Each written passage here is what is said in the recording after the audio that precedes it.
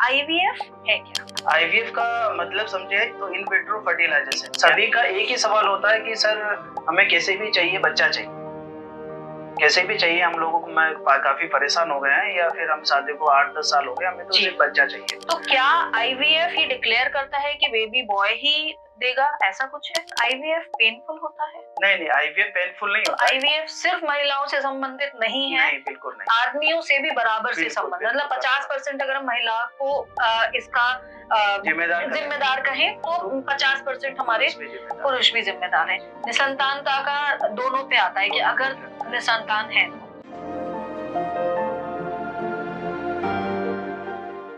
क्या आपको माँ बनने का सुख प्राप्त हुआ है? या अगर जो माँ नहीं बन सकी है उनको ये पता है कि आईवीएफ या फर्टिलिटी एक ऐसा ऑप्शन होता है जिससे हमको माँ बनने का सुख प्राप्त हो सकता है। तो आज मैं आपके संग ऐसा एक महत्वपूर्ण टॉपिक डिस्कस करने वाली हूँ जिसमें आपको बहुत सारी जानकारी मिलेगी, इवन मुझे भी बहुत सारी जानकारी मिलेगी। तो समय बिल्कुल व्यर्थ नहीं करते हैं, आपको मिलवाते हैं आज के गेस्ट से। तो आज के गेस्ट हैं हमारे डॉक्टर धीरज सिंह रनावत। अब रनावत सुन के आप भी थोड़ा शॉक्ड होंगे, तो चलिए मेरे पास से सीधे आपको ले चलते हैं डॉक्टर के पास। Hello sir. खमागणी हुकम, मैं डॉक्टर धीरज सिंह राणावत। बेसिकली आज आप सभी जो ऑडियंस के द्वारा सुन रहे हैं, तो मैं आपका सभी का स्वागत करता हूँ। आपका बहुत बहुत धन्यवाद कि आपने मुझे इनवाइट किया। Thank you. तो रनावत और खम्बाखड़ी से ये तो हम समझ चुके हैं कि आप उदयपुर से हैं। बिल्कुल, तो उदयपुर और झांसी का कनेक्शन, आपका एक आईवीएफ सेंटर धुले में भी है। यस, महाराष्ट्र। तो झांसी की कहानी जाने पहले। जी, basically I am from the Udaipur. So जब मैं किसी एक इनफर्टिलिटी सेंटर पर काम करता था, तो बेसिकली मैं देखता था कि काफी जो पेशेंट है यूपी के जो थे वो उदयपुर आते थे। उदयपुर आने के बाद में हमने देखा कि जैसे आगरा, गोरखपुर, लखनऊ इत्यादि सेंटर की फाइलें आती थी हमारे पास। तो जब ये हमको पता लगा कि जब ये पेशेंट मूव करके इतना स्ट्रगल करके और इनका जो एक्सपेंसेस है काफी बढ़ जाता था, तो जो मेरा जो एम था वो टियर 3 एंड टियर 4 सिटीज के अंदर आईवीएफ सेंटर खोलने का है। तो जो जैसे कि झांसी है और धुलिया महाराष्ट्र के हैं, ये दोनों सेंटर मेरे जो है, ये जो इनका एक्सपेंस और जो खर्चा बढ़ता था, जो ये जो निसंतान दंपति हमारे पास आते थे उदयपुर में, तो अभी ये वहीं पे रहकर अपना इलाज पा सकते हैं। तो झांसी में आईवीएफ मींस मेवा चौधरी आईवीएफ को कितना समय हो गया? मैंने 2021 में ये आईवीएफ सेंटर स्टार्ट किया था मेवा चौधरी के साथ। सो बेसिकली हमने अभी तक मोर देन 300 एम्ब्रियो ट्रांसफर कर दिए हैं और अबाउट 70 to 80 सक्सेस रेट इसका चलता है आईवीएफ का। ओके, तो अब सर आईवीएफ से लोगों के मन में बहुत सारे मिथ भी हैं, क्योंकि वो आईवीएफ का मतलब नहीं समझते हैं। कुछ लोग डरते हैं इससे, कुछ लोगों को समझ नहीं आता है कि आईवीएफ एक्चुअली है क्या। तो आसान भाषा में आप हमारी ऑडियंस को बताएंगे आईवीएफ है क्या? जी, आईवीएफ का मतलब समझे तो इन विट्रो फर्टिलाइजेशन, यानी कि जब बच्चा पेट के अंदर बनता है, यूट्रस के अंदर बनता है, वही हम लोग एम्ब्रियोलॉजी लैब के अंदर उसी एम्ब्रियोज को तैयार करके महिला के अंदर प्रत्यारोपित कर देते हैं। बेसिकली ये उन लोगों के लिए होता है जिनकी उम्र के 35 अबव हो गए, या फिर जिनकी शादी को 2 या 3 साल हो गए और बेबी कंसीव करने में प्रॉब्लम आ रही है। तो बेसिकली हम लोग क्या करते हैं, उन कपल्स को आईवीएफ सेंटर पे हम लोग बुलाते हैं और बुलाने के बाद में उनका हिस्ट्री चेक करते हैं। हिस्ट्री चेक करने के बाद में उनको इनफर्टिलिटी टेस्ट करवाते हैं, जो कि बहुत सामान्य होता है जी। जो मेन का होता है उसका हम लोग स्पर्म का जो एक टेस्ट होता है उसको चेक कर लेते हैं, और वुमेन्स के अंदर यूएसजी रिपोर्ट और एएमएच के द्वारा कि उसका महिला के अंदर अंडे बन रहे हैं कि नहीं बन रहे, उसके बाद हम लोग आईवीएफ की प्रोसेस स्टार्ट करते हैं। जब आईवीएफ की प्रोसेस में पता चल जाता है कि महिला के अंडे नहीं बन रहे या फिर कहीं मेल के अंदर कहीं पे प्रॉब्लम आ रही है, तो हम लोग उसको आईवीएफ के थ्रू एम्ब्रियो बना के उसके अंदर ट्रांसफर करते हैं।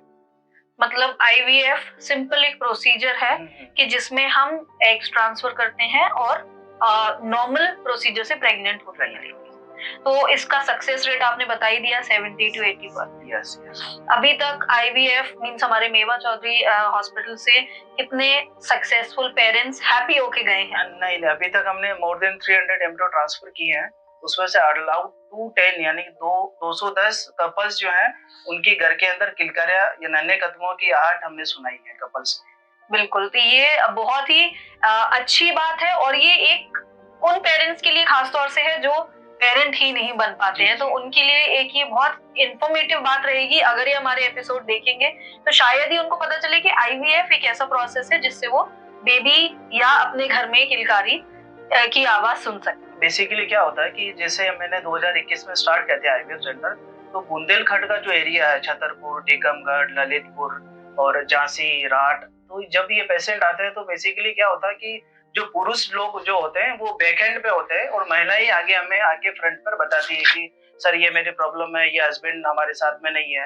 अच्छा, आईवीएफ का प्रोसेस ऐसा होता है कि इसमें महिलाओं का योगदान जो है 90% होता है। अगर महिलाएं आगे नहीं आएगी तब तक पुरुष आगे नहीं जाएंगे। महिला ही आगे अपने पति को लेके आती है साथ में कि हमारा बच्चा नहीं हो रहा है तो इसका सॉल्यूशन करिए आप।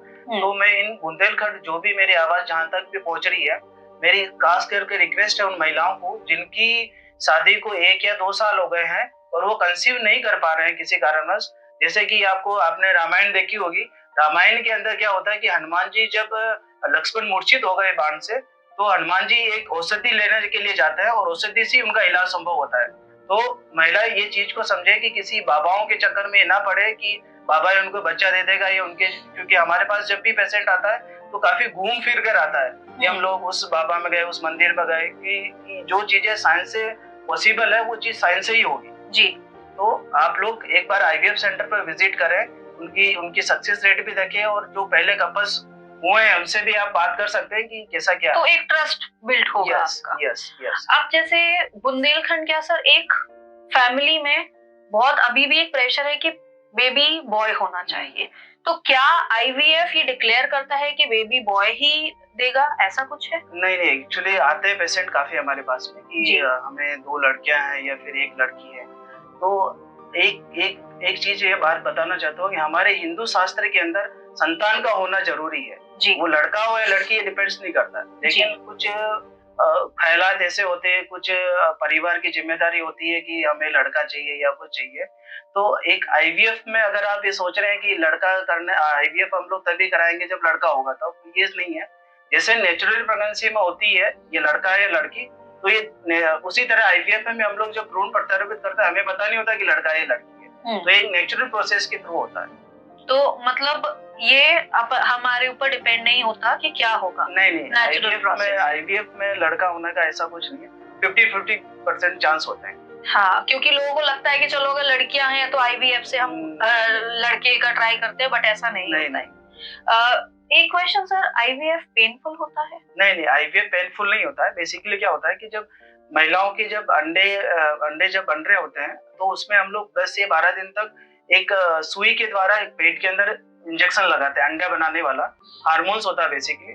और उसके जब अंडे परिपक्व हो जाते हैं, एग्स परिपक्व हो जाते हैं, तो एक पतली नीडल के द्वारा अंडे निकाल लिए जाते हैं और फिर उसी हस्बैंड का, उसी पति का शुक्राणु लेकर फिर एक लैब के अंदर, एम्ब्रियोलॉजी लैब के अंदर वो भ्रूण तैयार किया जाता है। भ्रूण तैयार होने के बाद में हम लोग फिर उसको महिला के अंदर भ्रूण प्रत्यारोपित कर देते हैं। ये एक प्रोसेस होता है। बिल्कुल। और अब जैसे मैं इसमें एक सवाल पूछूं कि महिला और पुरुष दोनों बराबर से होते हैं कि अगर बच्चा नहीं हो रहा है तो दोनों क्या मतलब एक ही होता है कि दोनों की वजह से नहीं हो रहा है, या सिर्फ लेडीज पे, जो जनरली एक मिथ है कि भाई औरत का हम चेकअप कराते जा रहे हैं एंड जेंट्स को हम बिल्कुल इग्नोर करते हैं कि नहीं, प्रॉब्लम तो लेडीज में। जी, ये बहुत अच्छा सवाल पूछा। बेसिकली सभी के मन में ये रहता है कि केवल महिलाएं जिम्मेदार होती है क्या जब बच्चा नहीं होता, या फिर पुरुष भी जिम्मेदार होते हैं। तो इन आज के इस दौर में जब हमने इतने सारे रिसर्च किए हैं, इतना सारा सब कुछ किया है, तो एक रिपोर्ट आती है WHO की, उसने ये बताया कि 30% जो है महिलाएं जिम्मेदार होती है, 30% पुरुष जिम्मेदार होते हैं और 30% जो है महिलाएं पुरुष दोनों जिम्मेदार होते हैं। और 10% है वो अनएक्सप्लेन्ड इनफर्टिलिटी होती है, जो कि हमें भी पता नहीं होता कि किस वजह से नहीं हो पा रहा है। तो मैं इसीलिए कह रहा हूँ कि जब आईवीएफ का एक फर्स्ट प्रोसेस होता है, जब हमारे पास में कोई भी कपल्स आता है, बेसिकली कपल्स तो नहीं आता है, या तो उसकी सास आएगी या उसका पीयर पक्ष आता है, भाई लेके आता है। अच्छा। क्या होता है कि काफी चीजें ऐसी प्रेशराइज होती है महिला के ऊपर कि अगर बच्चा नहीं हो पा रहा तो चारों तरफ से उसको प्रेशर रहता है कि ये है, या फिर प्रताड़ित जिसे बोलते हैं। तो मैं उनसे ही कहना चाह रहा हूँ कि आप भी जब भी हस्बैंड साथ में लेके आए तो दोनों की जांच करवाते हैं हम लोग कि किसमें क्या कमी है। तो मतलब पति भी जिम्मेदार होता है बच्चा ना होने में। दोनों, अगर दोनों ही पति पत्नी है तो बेसिकली या तो 30% महिलाएं होती है, 30% पुरुष होते हैं, और 30% हो सकता है कि दोनों में ही जब प्रॉब्लम है तो दोनों में हो सकता है। जनरली आईवीएफ को लोग एक ऐसा बनाते हैं कि बहुत महंगा है, आईवीएफ एक ऐसा है जो हम अफोर्ड नहीं कर सकते, या एक कहते हैं बहुत महंगा प्रोसेस है। तो क्या ये असल में महंगा होता है? जी हाँ, जैसे बड़ी सिटियों में हम लोग, जैसे मैंने आपको फर्स्ट स्टार्टिंग में बताया कि मेरा जो एम था टीयर 3 या टीयर 4 सिटीज के अंदर है जी। उसमें क्या होता है कि जब ये टीयर 3 और टीयर 4 के जब निसंतान दंपति कई बाहर सिटी में इलाज कराने जाते हैं तो मोटा मोटा उनका 2 से 2.5 लाख का खर्चा होता है। तो उसी खर्चे को हम लोग, वही प्रोसेस हम लोग झांसी में लेके आए हैं ताकि जो मरीज है वो एक तो बाहर न जाना पड़े, क्योंकि ये आईवीएफ का प्रोसेस होता है तो कम से कम भी 15-20 दिन पेशेंट को वहीं रहना पड़ता है। बिल्कुल। और जो ये चीजें हैं, ट्रैवलिंग का एक्सपेंस हो गया आपका, है ना, और जब डॉक्टर्स का चार्ज होता है तो बड़े हॉस्पिटल में जाएंगे तो बेसिकली चार्ज भी उतना ही बढ़ा होगा। तो यही मैं कहना चाह रहा हूँ कि हमने इसीलिए ये झांसी में ये सेंटर लेके आए कि अफोर्डेबल प्राइस के अंदर आपका ये पूरा काम हो सके। आपको कहीं पे भी भेजा नहीं जाएगा कि आज जैसे काफी लोग कई सेंटर में ऐसा होता है कि टेस्ट करा दे, उसके बाद में फिर सारी प्रोसेस ले ली, फिर आपको बाहर जाना पड़ रहा है बड़ी सिटी में, जैसे लखनऊ और कानपुर में जाना पड़ रहा है। तो आपको कहीं पे भी हम बच जाते हैं। नहीं, वो आपका जो सारा चीजें हैं वो बढ़ जाएगी। हाँ, आईवीएफ की प्रोसेस थोड़ी एक्सपेंस होती है बिकॉज ऑफ जो हम लोग यूज करते हैं प्रोडक्ट की क्वालिटी यूज होती है। जैसे हार्मोन्स के इंजेक्शन हो गए, आरएफएसएस हो गया, जो भी है वो काफी अच्छी प्रोडक्ट के क्वालिटी के इंजेक्शन यूज होते हैं। अच्छा, दूसरा हम लोग ये भी है कि 24/7 वो जो फ्रिज के अंदर जो भी इंजेक्शन लगे होते हैं उनका इन्वर्टर, जनरेटर सारी देखरेख के अंदर होता है। ऐसा नहीं कि लाइट चली गई या फिर हमने क्वालिटी कॉम्प्रोमाइज कर दी, तो वैसा नहीं। तो काफी ऐसी चीजें हैं जो हम लोगों को एक्सपेंस को थोड़ा सा बढ़ाती है। तो अब अगर जैसे आईवीएफ का एक मोटा मोटा चार्ज लेके चले तो क्या चार्ज होता है? जी, बेसिकली डिपेंड्स करता है पेशेंट की एज पे। अगर एज यंग है, एज भी मैटर करती है। एज जो है इसका प्राइमरी कारक, क्योंकि मैं आपको बोला ना कि काफी लोग घूम के आते हैं बाबाओं के, ताकि आ रहे पेशेंट आते हैं जिसकी उम्र 40 हो गई है, 41 है, वो पेशेंट हमारा आता है। जब हम लोग उनसे पूछते हैं कि आप इतना मतलब टाइम आपने, जब आपको पता था कि नहीं हो पा रहा है, तो 8-9 साल हो गए शादी को, तो क्यों नहीं कर पाए? तो उनका यही जवाब होता है कि सर हम लोग वहाँ चले गए, उन्होंने ये बोला वो बोला। तो इसीलिए मैं बोल रहा हूँ, अगर आपको कहीं पे भी आपको प्रॉब्लम आ रही है कंसीव करने में, तो अपनी जांच जरूर कराएं किसी भी इनफर्टिलिटी स्पेशलिस्ट से। हस्बैंड एंड महिलाओं की दोनों की जांच ये इम्पोर्टेंट है। यस, दोनों husband and wife. Yes, starting में आपको इनिशियली स्टेज पे पता चल जाएगा कि किसमें कमी है और उनको हम पूरा कर सकते हैं। अच्छा, अब दूसरा जो आपने पूछा कि आईवीएफ का जो खर्चा एज के ऊपर डिपेंड्स करता है। अगर आपकी यंग एज है तो वो 1 से 1.5 लाख के अंदर आपका प्रोसेस खत्म हो जाता है आईवीएफ का। मतलब 1 से 1.5 लाख, एक हम जैसे आसान भाषा बोले पैकेज। ठीक है, तो 1 से 1.5 लाख में हमारा पूरा प्रोसीजर हो जाता है। एंड देन फिर प्रेगनेंसी का 9 मंथ्स वो जो नेचुरली जो चलती है दवाई। तो इसमें कुछ मेडिकेशंस भी होते हैं? यस, जब हम लोग एम्ब्रियो ट्रांसफर करते हैं उसके बाद में 14 डेज का हम लोग उसको दवाएं लिख के देते हैं, जो थोड़ी कॉस्टली आती है बिकॉज ऑफ क्योंकि एम्ब्रियो को सपोर्ट करती है। तो वो 3 महीने तक दवाई चलती है। 3 महीने बाद जैसे नेचुरली बेबी की जो मेडिसिन स्टार्ट होती है वो वैसा ही होता है सर। हाँ, क्योंकि इतने टाइम से नहीं हुआ है तो बॉडी को सपोर्ट के लिए एम्ब्रियो को सपोर्ट। तो मतलब ये सब इंक्लूड होता है उसमें? यस, नहीं मेडिकेशन जो दवाएं हैं उनका खर्चा अलग होता है। अच्छा, दवाइयों का वो जो 1.5 लाख पैकेज है आपका, इंजेक्शन का चार्ज हो गया, एम्ब्रियोलॉजिस्ट का चार्ज हो गया, डॉक्टर का चार्ज हो गया, बेहोश करने वाले डॉक्टर का चार्ज हो गया, एम्ब्रियोलॉजी लैब का चार्ज हो गया। मतलब ये जो प्रोसीजर है उसका चार्ज हो गया। अपार्ट फ्रॉम दैट ये जो मेडिकेशंस वगैरह ये हमको अलग से हाँ, इसमें नहीं आते हैं। एक सर मुझे ही मिसकॉन्सेप्शन है कि आईवीएफ में ट्विंस होते हैं। यस, बेसिकली क्या होता है इसमें, काफी लोगों को ये चीजें मतलब जानने का है। तो जब हम लोग एम्ब्रियो बनाते हैं, महिला के एग्स और स्पर्म लेके उसको, तो फर्टाइल करने के बाद में जब एम्ब्रियो बनता है तो अब वो डिपेंड्स करता है उसका कपल का 1 बने, 2 बने, 3 बने या 4 बने एम्ब्रियोस। तो हम लोग क्या करते हैं कि एम्ब्रियो जब बन जाता है तो हम लोग उस कपल्स को फोन लगा के पूछते हैं, सर आपके 4 एम्ब्रियोस बने हैं तो आपको किस तरीके से ट्रांसफर करवाना है, 1 करवाना है या 2 करवाना है, 3 करवाना है, 4 करवाना है। बेसिकली गाइडलाइन के अकॉर्डिंग हम लोग आप 2 एम्ब्रियो ट्रांसफर कर सकते हैं। ठीक है। तो जब पेशेंट बोलता है नहीं सर मुझे तो एक ही बार में अपनी फैमिली कंप्लीट करनी है, तो हम लोग 2 एम्ब्रियो ट्रांसफर करते हैं। अगर पेशेंट बोलता नहीं सर अभी इनिशियल स्टेज है, हम यंग है, एक ही 4 एम्ब्रियो, तो एक एम्ब्रियो ट्रांसफर होता है। लेकिन गाइडलाइन के अकॉर्डिंग ART 2021 हमने जो पढ़ा है वो 2 एम्ब्रियो हम लोग ट्रांसफर कर सकते हैं। अच्छा, मतलब 2 एम्ब्रियो, एंड इसमें भी चांसेस होते हैं कि आपके ट्विन्स हो जाएं। ट्विन्स हो जाएं। बेसिकली 70 या 60% चांस होता है ट्विन्स होने का। नहीं तो अदरवाइज फिर एक तो होता ही है। और ऐसा होता है कि सर जैसे IVF से 2 ट्विन्स हुए, मतलब एक एग्जाम्पल के तौर पे, तो क्या ऐसा होता है कि एक बेबी प्रॉपर हेल्दी होता है, एक अनहेल्दी होता है? नहीं, एक चीज है कि वो डिपेंड्स करता है कि आपका जो फीमेल है जो मदर कैरी कर रही है बेबी का, उसके ऊपर डिपेंड्स करेगा कि उसका जो आहार है, पौष्टिक आहार, वो किस तरीके से है। अगर वो पौष्टिक आहार खाएगी तो बेबी हेल्दी होगा, दोनों हेल्दी होंगे। ये वो बेबी जैसा चाहे वैसा वूम्ब के अंदर। अच्छा, मतलब ये क्योंकि ये मिथ था कि IVF से अगर ट्विन्स होते हैं तो एक नॉर्मल होता है, एक नहीं अनहेल्दी, या दोनों। वो बेबी के ऊपर डिपेंड करता है कि वो न्यूट्रिशन कितना ले रहा है और आप कितना दे पा रहे हैं, इनपुट दे पा रहे हैं मदर्स के ऊपर। तो सर नेक्स्ट क्वेश्चन की तरफ बढ़ते हैं। आजकल जो लाइफस्टाइल है लोगों की, बहुत ही अलग लाइफस्टाइल है। मतलब जो हम लोग के 90s किड्स हैं तो अपने पेरेंट्स को देखा है, बहुत अलग लाइफस्टाइल है। आजकल लाइफस्टाइल जो है सर, इसमें इनफर्टिलिटी रेट इतना क्यों है? मींस बहुत हाई है, 80 to 90%। मैं जनरली सुनती हूँ कि हाँ हमारा इलाज चल रहा है या हमारे बेबी नहीं हो रहे हैं, तो ये क्यों है सर? जी, अभी आज के जैसा कि आपके क्वेश्चन में ही आंसर है कि लाइफस्टाइल। जब लाइफस्टाइल ही चेंज हो जाती है तो बॉडी के हार्मोन्स, बॉडी का न्यूट्रिशन, बॉडी का हर एक चीज चेंज हो जाता है। दूसरा ये बात है कि अभी आज के इस वर्ल्ड वाइड के अंदर हर एक 6 कपल में से एक निसंतान दंपति निकल रहा है। हर एक 6 कपल्स में से एक जो कपल है वो इनफर्टिलिटी से ग्रसित है।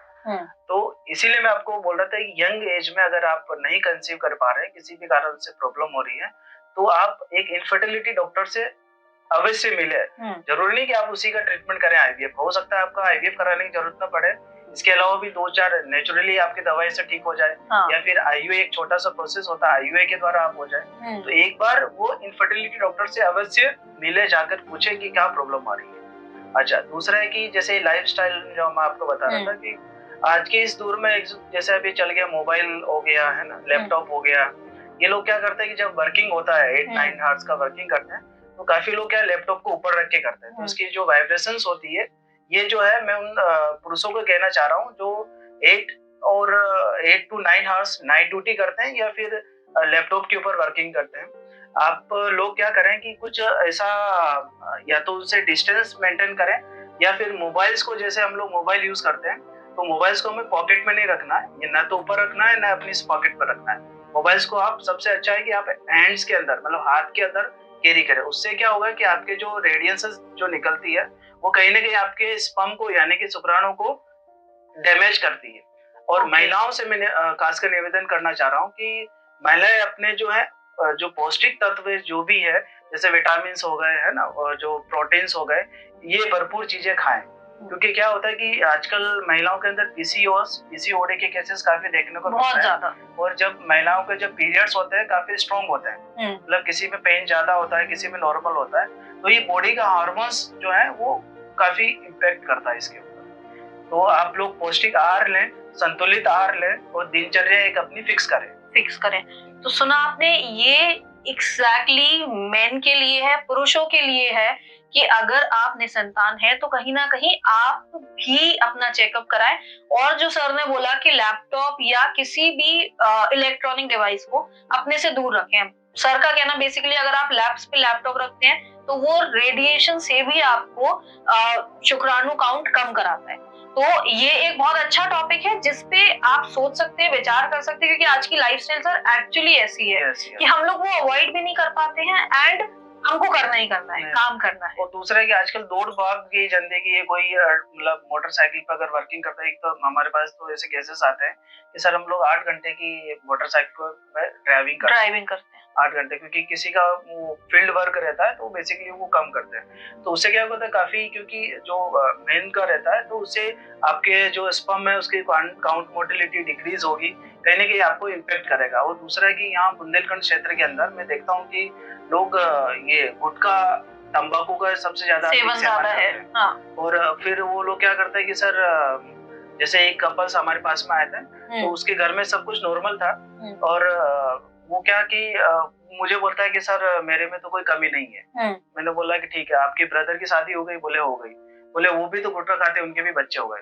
तो दूसरा है कि सर मेरे अंदर कमी नहीं हो सकती।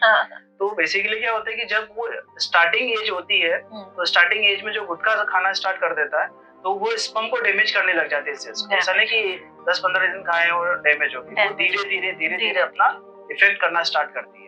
तो ये गुटखा, तंबाकू जो है, अल्कोहल जो भी आजकल कंजम्पशन ये जो अल्कोहल का हो गया, तो ये काफी चीजें आपके शुक्राणु को यानी कि स्पर्म को डिक्रीज करती है। तो जब तक कोई बेबी नहीं हो जाता, मेरा तो यही कहना है कि जब तक कोई बेबी नहीं हो जाता तब तक ये चीजें ना करें। सर बाद में भी ना करें, ये चीजें अच्छी तो वैसे ही नहीं होती ना। एक्चुअली सब लोगों का है। अच्छा, दूसरा स्ट्रेस, बाकी पुरुष के ऊपर स्ट्रेस काफी होता है कि मुझे बाहर जाना है, वो भी करना है। तो स्ट्रेस जब भी आप मतलब रिलैक्स हो या अपना जब करें तो आराम से सारी चीजें करें। बिल्कुल सर, एक नॉर्मल क्वेश्चन था कि अगर पुरुष के शुक्राणु काउंट कम होता है तो इसका भी आईवीएफ में ट्रीटमेंट है? जी, ये बेसिकली आईवीएफ उन्हीं के लिए जिनका जो शुक्राणु है उनका बहुत ही कम बन रहा हो या मॉर्फोलॉजी में बहुत ही इफेक्ट हो, तब इन्हीं का बेसिकली हम लोग आईवीएफ करते हैं। अगर शुक्राणु ठीक रहेगा और महिला के अंदर कमी है, अगर मान लो अंडे नहीं बन रहे, तो उसी में फिर आईवीएफ की प्रोसेस होती है। ओके, तो ये मतलब आईवीएफ सिर्फ महिलाओं से संबंधित नहीं है? नहीं, बिल्कुल नहीं। आदमियों से भी बराबर से संबंधित, मतलब 50% अगर हम महिला को इसका जिम्मेदार कहें तो 50% हमारे पुरुष भी जिम्मेदार हैं। निसंतानता का दोनों पे आता है कि अगर निसंतान है तो सर ये चीज हमने बहुत सारी इसमें बातें करी, कहीं ना कहीं आपको ये लगता है कि जनरली जो हमारे पुरुष होते हैं उनको एक एक्सेप्टेंस की कमी है? मतलब बुंदेलखंड में खास, जैसे अपन बुंदेलखंड की बात करते हैं, एक एक्सेप्टेंस कि हमारे में कोई कमी नहीं है, हम ठीक है, जो भी कमी है वाइफ में है या जो भी है हम में तो नहीं है। तो ऐसा कुछ है सर? नहीं, वो तो है ही है। मैं आपको बोल उसके लिए कुछ ऑडियंस को कहना चाहेंगे एक्सेप्टेंस के लिए? जी, मैं आपको ये बोला कि महिलाएं हमें आईवीएफ के लिए या किसी प्रोसेस के लिए बेसिकली या तो उनकी सासू माँ जिसे बोलते हैं वो आती है, मदर इन लॉ, या फिर उनके जो माँ है या पीर पिक्स से भाई लेके आता है। तो मैं ये चाह रहा हूँ कि जब शादी करी है, दोनों ने मिलकर साथ जो भी फेरे लिए हैं, तो आपका जो भी आपका ट्रीटमेंट होगा वो आपके दोनों के बिना नहीं हो सकता। तो आप दोनों ही जांच करवाने के लिए हमारे यहाँ पे इनफर्टिलिटी विशेषज्ञ से संपर्क कर सकते हैं। सर आप बुंदेलखंड में 2021 से सर्व कर रहे हैं, तो अब एक क्वेश्चन कि धुलिया महाराष्ट्र में भी आपका एक सेंटर है, वहां पे और बुंदेलखंड में कुछ सवाल कॉमन होते हैं या यहाँ के लोगों के कुछ स्पेशल सवाल होते हैं आपसे जब भी आते हैं? तो क्या होता है इसमें कि हर एक 50 किलोमीटर के अंदर जैसे हर एक चीज में लैंग्वेज बदल जाती है जी, उसी तरीके से जैसे ये बुंदेलखंड रीजन है या फिर राजस्थान का जो हो गया या फिर महाराष्ट्र, तो बेसिकली सभी का एक ही सवाल होता है कि सर हमें कैसे भी चाहिए बच्चा चाहिए, कैसे भी चाहिए। हम लोगों को मैं काफी परेशान हो गए हैं या फिर हम शादी को 8-10 साल हो गए, हमें तो सिर्फ बच्चा चाहिए। तो सबसे ज्यादा जो मैं प्रॉब्लम फेस कर रहा हूँ इस बुंदेलखंड क्षेत्र के, कि लोग जो है इसके बारे में जानकार नहीं है। जानकार इन द सेंस कि कहीं पे भी किसी भी डॉक्टर के पास चले जाए जो कि इनफर्टिलिटी से रिलेटेड नहीं है, फिर वो कुछ ना कुछ दवाई लिख के उसको दे देता है। जब हमारे पास में फाइल आती है तो मैं देखता हूँ उसका कि कौन क्या किससे बिलोंग रखता है। तो जब हमारे पास आते हैं तो हम लोग उसका देखते हैं कि आप कहाँ गए थे, कहाँ से इलाज चला, बोले हमने तुम्हारा इलाज कराया था। तो सबसे पहले तो आप किसी भी जगह पर जा रहे हैं तो एटलीस्ट आप फोन के अंदर गूगल होता ही है, तो आप गूगल सर्च करें कि हम लोग किस डॉक्टर से मिलने जा रहे हैं, वो सेंटर कैसा है, वहाँ की सक्सेस रेट कैसी है, वहाँ की टीम कैसी है और वहाँ का उस टीम का अनुभव कितना है। जब ये सब चीजें पता चल जाती है तभी आप उस सेंटर पे विजिट करें। जी सर, शादी के कुछ समय बाद भी अगर कुछ दंपति निसंतान है, बहुत प्रयासों के बाद भी अगर उनको संतान नहीं है, तो उनके बारे में या उनको आप क्या राय देना चाहेंगे? सबसे पहले तो मैं ये जैसे ही कपल्स की शादी हो जाती है बेसिकली क्या करते हैं कि सब लोग हनीमून बनाने के लिए चले जाते हैं या फिर कुछ जो भी उनसे पहले के जो होते हैं, ये काफी लोगों को ये रहता है कि हम लोग बाहर जाएंगे तो कुछ ऐसा हो जाएगा। स्ट्रेस लेवल बेसिकली कम हो जाता है दोनों का कपल्स का, लेकिन वो फिर भी कंसीव करने में कुछ ना कुछ प्रॉब्लम होती है, कुछ ना कुछ एक तो नया नया शादी होता है तो वो खुल के बात नहीं कर पाते हैं कि कहाँ दिक्कत होती है।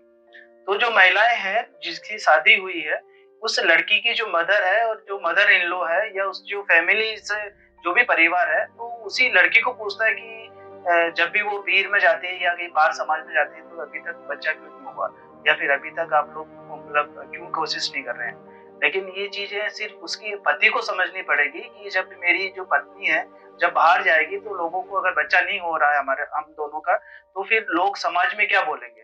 क्योंकि क्या होता है कि बाहर समाज का भी उन लोगों को देखना पड़ता है।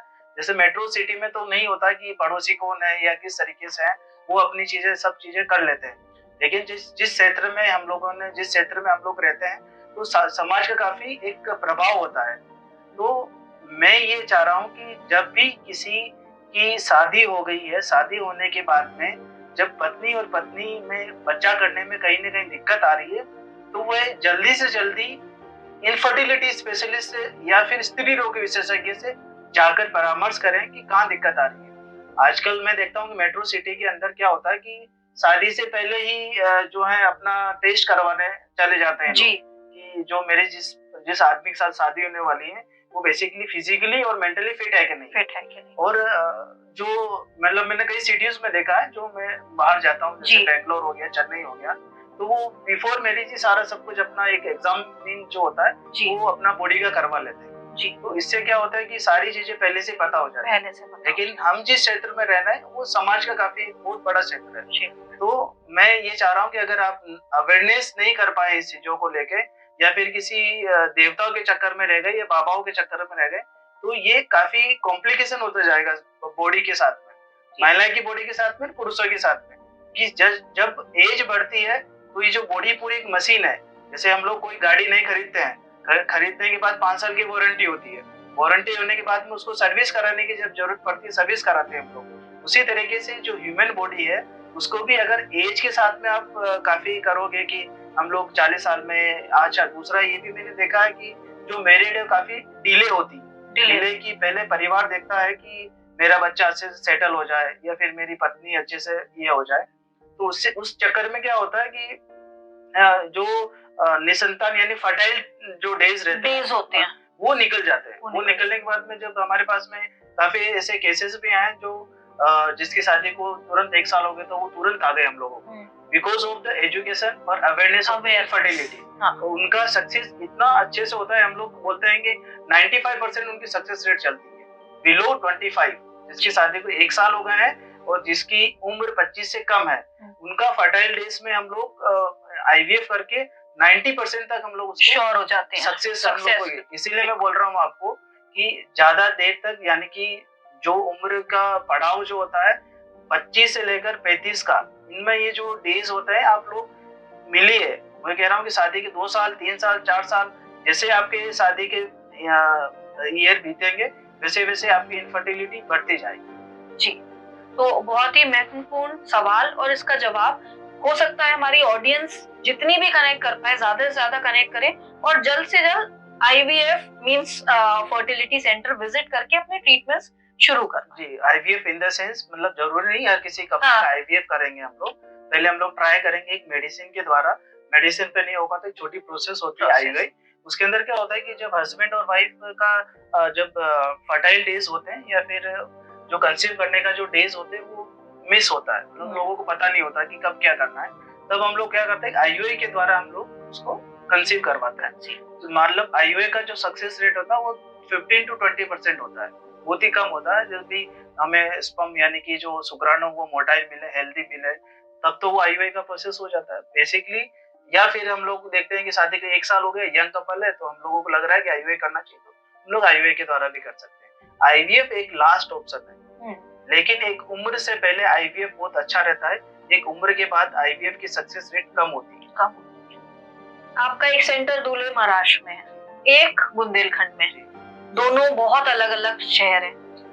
क्वेश्चंस अलग आते हैं या सिमिलर क्वेश्चंस आते हैं? नहीं, आते हैं सिमिलर क्वेश्चंस हैं, लेकिन जिम्मेदार दोनों होते हैं। जो लेके आता है, जो डिपेंड्स करता है कि उस महिला को या कपल्स या तो साथ में आते हैं या फिर उनकी जो मदर इन लॉ होती है या फिर उनकी जो मदर होती है या उनके जो ब्रदर होते हैं वो लेके आते हैं। तो आईवीएफ को क्या होता है कि लोगों ने ऐसा समझ रखा है कि सिर्फ महिलाएं जिम्मेदार होगी। हाँ। और बल्कि ऐसा है नहीं कुछ भी जी। क्योंकि क्या होता है कि महिला को ही सबसे पहले समाज देखता है। अगर बच्चा नहीं कर पाते जी। तो जहाँ कहीं भी वो बाहर जाती है तो जब भी कोई देखती है समाज के अंदर तो सभी एक दूसरे की जो परिवार होता है वो महिला को ही पूछता हो कि आपका बेबी नहीं हुआ या आपकी शादी को इतने साल हो गए हैं। तो काफी ऐसी धारणाएं बन जाती है तो उनका प्रेशर जो है महिलाओं का वो काफी ये रहता है। तो जब हस्बैंड आपका सब साथ है तो आपको महिलाओं और को जो है वो अपने पुरुषों के ऊपर भी जिम्मेदारी बनती है कि वो हर एक चीज को डिस्कशन करें। नहीं कि वो समाज के अंदर जाए तो सिर्फ महिलाओं को जिम्मेदार बताए कि इनके बच्चा नहीं हो पा रहा है। जी। है ना? तो आप जो है जब भी कोई कपल्स या जिसके भी शादी को 2-3 साल हो गए हैं या उसको दिक्कत आ रही है कंसीव करने में, तो जरूरी नहीं कि सिर्फ उसका आईवीएफ ही ट्रीटमेंट है। जी। है ना? काफी चीजें जो होती है जो हम लोग को एक दवाएं लिखकर भी ट्रीटमेंट दे देते हैं तो उससे भी कंसीव हो जाता है। दूसरा है कि एक सिंपल सा प्रोसेस होता है आईयूआई का और काफी उसकी कॉस्ट भी काफी कम होती है लेकिन वो सारे को नहीं होता है। तो उससे भी कंसीव हो सकता है। एक लास्ट ऑप्शन जो बचता है वो एक आईवीएफ ट्रीटमेंट बचता है। आईवीएफ जी। तो मतलब ये बहुत कॉमन क्वेश्चन होता है सब जगह कि मदर रिस्पॉन्सिबल है प्रेगनेंसी अगर नहीं है। तो आप सबसे ये बहुत जिम्मेदारी से कहना चाहती हूँ, मदर रिस्पॉन्सिबल नहीं होती है, रिस्पॉन्सिबल दोनों होते हैं। छोटी सी दुनिया होती है, उस छोटी सी दुनिया में आपकी अपनी दुनिया होती है। तो जब आप पेरेंट्स हैं, पेरेंट्स मतलब आप कपिल है, तो आप 50% दोनों जिम्मेदार हैं उस शादी के, राइट? तो दोनों की जिम्मेदारी बनती है बेबी होना ना होना दोनों केसेस में। तो प्लीज वुमेन पे ये प्रेशर ना दे। एक पीयर प्रेशर होता है जो हम जनरली कम्युनिटी प्रेशर होता है वो नहीं दे, फैमिली प्रेशर नहीं दे। इसकी बजाय चेकअप कराएं, चाहे आप मेल फीमेल दोनों का चेकअप कराएं और सही ट्रीटमेंट के थ्रू जाएं एंड सक्सेसफुल तो आप बिल्कुल ही रहेंगे। निसंतानता आपको कभी परेशान नहीं करेगी। सही कह रही हूँ मैं सर? बिल्कुल, आपका बिल्कुल ठीक है। और मैं ये भी कोशिश करूंगा कि जो भी इस चैनल के माध्यम से मेरी बात या आप दोनों की बात पहुंचे वहाँ पे जी। तो एक मैसेज जरूर मैं देना चाहूंगा सभी को इस वीडियो के माध्यम से कि आप लोग क्या है कि महिलाएं जो होती है वो काफी इमोशनल से जुड़ी होती है जी। क्योंकि एक कम्युनिटी का भी प्रेशर होता है या फिर कहीं पे भी कोई फेस्टिवल होता है तो कहने के उनका बच्चा नहीं होने पर उनका कुछ ना कुछ मेंटल प्रेशर्स रहता है। तो मैं ये चाह रहा हूँ कि जब भी आप कुछ प्रॉब्लम या कोई भी कंसीव करने में दिक्कत होती है आप वो हमारे यानी कि इनफर्टिलिटी डॉक्टर से जरूर मिलें और अपना जो है सारी चीजें उनसे डिस्कशन करें। ऐसा नहीं कि आपको कोई बड़ा सा ऑपरेशन कर देंगे, चीट फाड़ कर देंगे, ऐसा कुछ नहीं होगा। वो एक सिंपल से थ्रू आप जा सकते हैं। जी। तो सर बहुत सारे क्वेश्चंस के आंसर मिले इंडिविजुअली भी और बुंदेलखंड की बहू और बेटी होने के नाते बहुत सारे सवाल हमने इसलिए पूछे क्योंकि लोगों को मिथ बहुत होते हैं, बहुत सारे भ्रम होते हैं कि आईवीएफ ऐसा है वैसा है, लड़का होने का, या बहुत सारी ऐसी बातें होती है जो मैं अब जैसे मैं एक पब्लिक फिगर हूँ तो मैं चीजें सुनती हूँ। तो ये बहुत जरूरी था कि हमने मिथ क्लियर किया लोगों का। एंड आप लोग से भी हम कहेंगे कि आईवीएफ को हवा नहीं बनाइए, एक बड़ी चीज बिल्कुल भी मत सोचिए। बहुत नॉर्मल प्रोसीजर होता है जिसमें आप इजीली अपना बेबी ले सकते हैं, अपने घर में किलकारी सुन सकते हैं। सही कह रहे हैं सर? जी जी। तो आईवीएफ के लिए जाएं, बट हाँ आप जरूर, सर ने भी आपको ये बार बार बोला है कि जरूर जांच करिए कि कहाँ आप जा रहे हैं, क्या प्रोसीजर ले रहे हैं, सक्सेस रेट क्या है। ये कुछ टॉपिक्स होते हैं, टर्म्स होते हैं, आप पता करिए एंड उसके बाद आप सेंटर जाइए एंड अपने ट्रीटमेंट कराइए and you are good to go with that. सही कह रहे हैं सर? जी जी। तो सर बुंदेली स्पिरिट में आने के लिए थैंक यू, बहुत अच्छा लगा। और ऐसी अवेयरनेस जब लोगों तक जाती है तो मन को अच्छा लगता है और लगता है कि हमने कुछ अच्छा किया बुंदेलखंड के लिए। जी, इस बुंदेली स्पिरिट से कांटेक्ट करने का मतलब एक ही मकसद था कि जब मैं इंस्टाग्राम पे देख रहा था कि इनका बुंदेली स्पिरिट करके चैनल है और काफी अच्छा ये टॉक करते हैं और पब्लिक तक पहुंचाते हैं। तो जब मैं इंस्टाग्राम पे इनका देख रहा था तो मेरे को लगा कि इनसे मतलब कांटेक्ट करना चाहिए। जो मैं चाह रहा था कि बुंदेलखंड क्षेत्र के अंदर जो जितने भी निसंतान दंपति हैं जो भी कंसीव करने में दिक्कत आ रहे हैं तो यही एक माध्यम है जो मैं उन लोगों तक बात पहुंचाना चाहता हूँ। तो आप लोग जो है काफी अच्छे इसमें मेहनत करते हैं और काफी अच्छा सूट भी करते हैं और काफी अच्छी चीजें बताते भी हैं जो हम लोगों को लगता है कि देखना चाहिए। बिल्कुल। तो thank you sir, thank you इतने मोटिवेशन के लिए। आप सबसे भी कहेंगे चैनल को सब्सक्राइब करिए, फॉलो करिए और प्लीज ऐसी इंफॉर्मेटिव वीडियोस अपने लोगों को जरूर शेयर करिए, क्योंकि कहीं ना कहीं क्या पता कोई एक ऐसा दंपत्ति हो जिनके पास बेबी नहीं हो, जिनके घर में किलकारी नहीं हो। अगर आपके पास ऐसे कोई दंपत्ति है तो उन्हें फॉरवर्ड करिए। एंड मेरा सवाल आपसे है, अगर कोई भी सवाल आईवीएफ से लेके है, कमेंट्स बॉक्स में ड्रॉप करिए, डायरेक्ट आप मैसेज करिए, मुझे डीएम करिए और बताइए कि नेक्स्ट एपिसोड मुझे सर के संग लाना चाहिए या नहीं। तो जल्द से जल्द हम नेक्स्ट एपिसोड लेके आएंगे, बहुत सारी बातें करेंगे उसमें और आपके क्वेश्चंस डिस्कस करेंगे जो हमारे बुंदेलखंड या कहीं से भी आप देख रहे हैं। इस चीज के लिए बुंदेली स्पिरिट हमेशा आप लोग के साथ है। तो मिलते हैं नेक्स्ट एपिसोड में। नमस्ते।